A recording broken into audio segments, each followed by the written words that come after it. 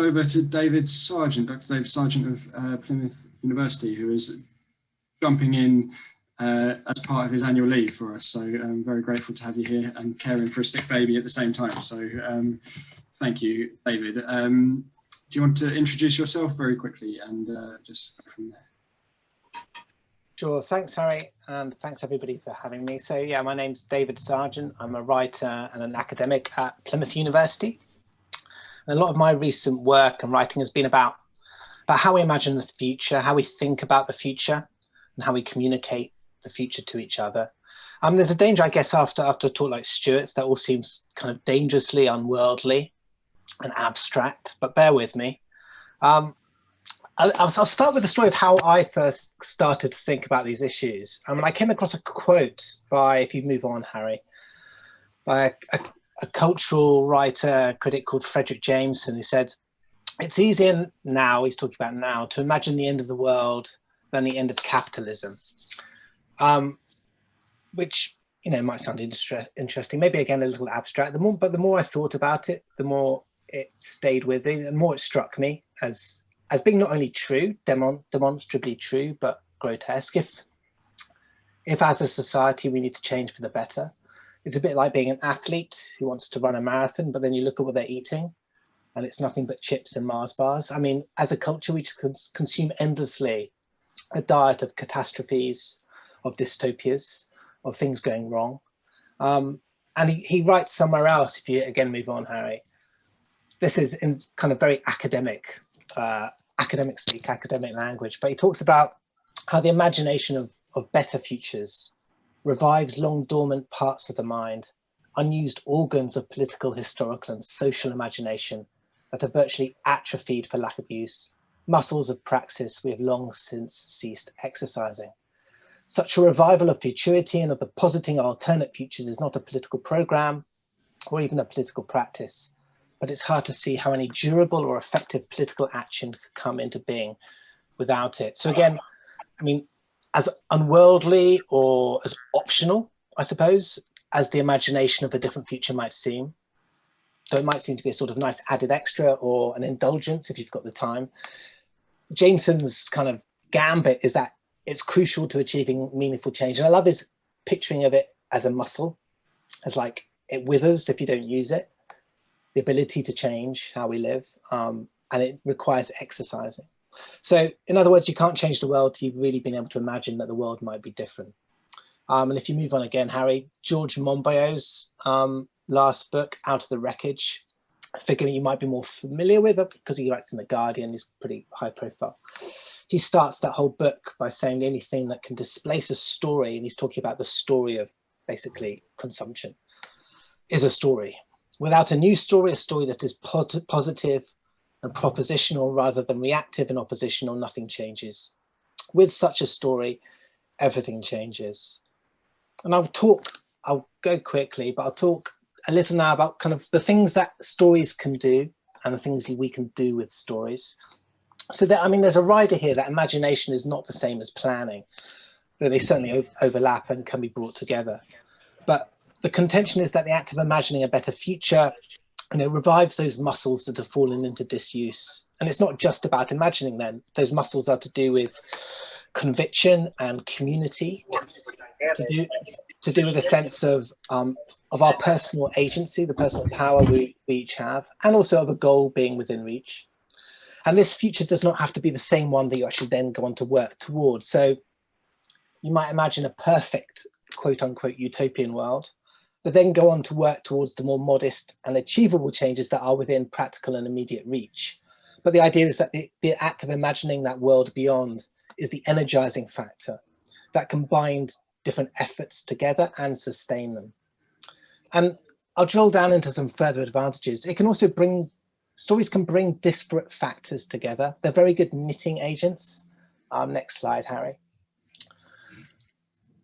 So this is just a kind of a visual image of knitting and joining and networks, really. But thinking about farming, say, a story can connect up different parts of the world. It can connect up soil, food, leisure, commerce, different worldviews. And it can also bring different worldviews together. So your ideal 2050, say, might meet my ideal 2050. And it's a good way of seeing what they have in common and also how they conflict. And then you obviously get to kind of talk through how do our stories reconcile themselves to each other. And in that sense, it can actually also be a good way of contacting and talking to people who are not normally that engaged in these issues. Everybody understands stories and imagining and kind of dreaming as well, social dreaming. In that sense, just practically speaking, it's a very good energizing agent. The act of imagining, especially imagining with other people and talking through what you've imagined. So it's a good engagement tool, a warm-up exercise, a fun but not totally irrelevant activity. And it's often diagnostic as well. So I think people are often surprised when they really have to undertake such storytelling about the futures they want for themselves and the places they live in. Often things you know or you think you know have actually been lying around for years in your brain, kind of dusty and unused. And you have to kind of blow the dust off and really look at them, really think like, okay, why do I still want that? What would that entail? What does that mean? Anything from where you live, how you live, what you're doing with your life, the kind of big questions, to the little ones, you know, how much you buy, what you buy, how you are with your neighbors and your community. And it also helps you see easy gains. Often the things we want to achieve are around us already, and it's a case of bringing them out and putting them together. So if you're reviewing the broad principles, if you move on, Harry. So it can act as that glue, which can hold together lots of different elements. And utopian here is a kind of shorthand for achievably better. I think often it's used as another word for impossible, but I'm using it in the sense of imagining a better world that we could achieve. It brings together different elements, whether they're elements in a system like farming or different interests or different backgrounds in a single collaborative vision. Next slide, or next, yep. The very act of imagining can actually make achieving a better future seem more achievable. It's kind of the magic of story. Once you've imagined it, it somehow becomes more achievable. And again, Harry. And it can help us realize that a lot of the things we tend to mention when imagining are kind of a better future, but we secretly don't think that can happen. That a lot of those elements are within reach of us now. And finally, just saying a word about stories as practical enactments, shall I say. So when you're putting forward future plans, I mean, don't just think about planning statements or technical blueprints or bullet pointed objectives or KPIs. I mean, tell stories about what you're doing in the world you're trying to create. Make that future real and inhabitable and available to the imagination. So provide stories that link up what's already there and make it stronger and reveal underlying links. So an example, riffing off Stuart, if you were to walk around a farm, you could have an app or a PDF on a website you can print out. It turns your walk into a story. You see and learn and understand about the fields, the animals, the crops, the hedgerow, the buildings, their history, what they're here for now. And you end perhaps at the farm shop. Only now the bag of potatoes you pick up isn't just a night's supper after a day out, but it's part of a story. And it's a story about an entire way of life and an entire community. There's also now part of your story because you've just walked through it. And you can do this in a multitude of different contexts. So I will now breeze through some practical examples. Sorry, Harry, I keep triggering the next slide, but I'm not actually. No, it's my fault.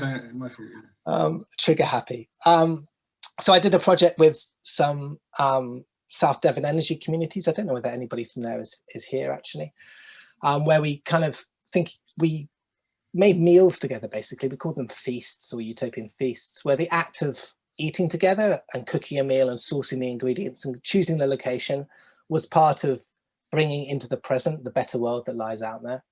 So we thought about the kinds of energy we were using, everything. And then when we were at the table, we spoke about everything, but partly about what we wanted to do and what we wanted to change.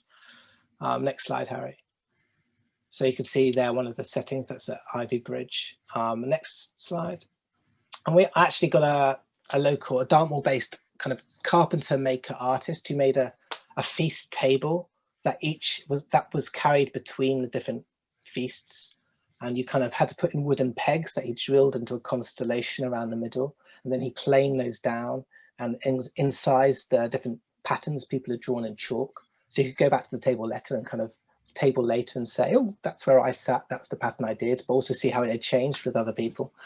It's now hanging in Plymouth campus as an artwork. Next slide.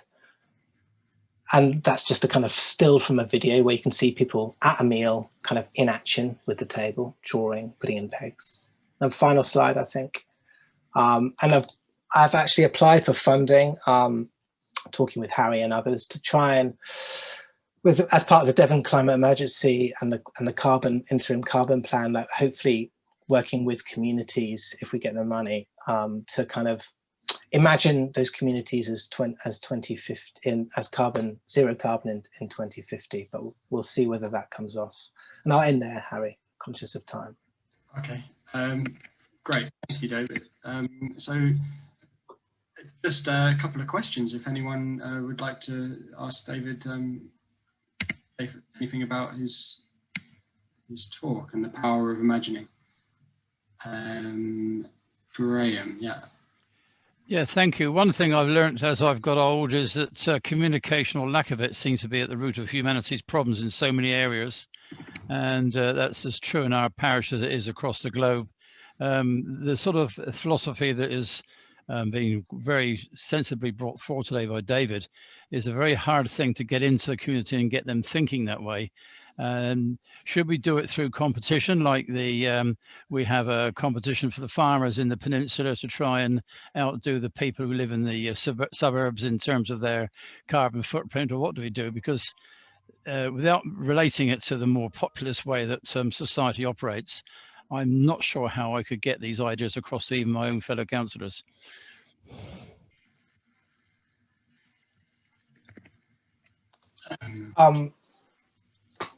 Yeah, I mean,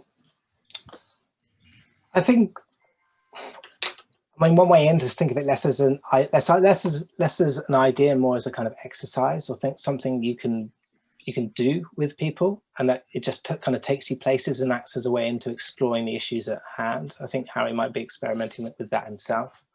But I take your point that it's hard to engage lots of different kind of sections of the community and different individuals.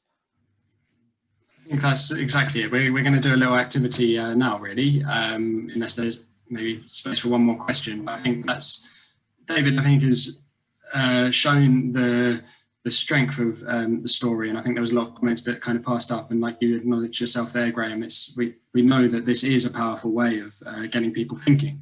It's a different matter to be able to enact it. I do really hear that, and I think in my experience working with communities, you know, these can be simple warm-up exercises, or they can be whole community planning exercises that last for weeks, you know, and it's, I think, about having the courage to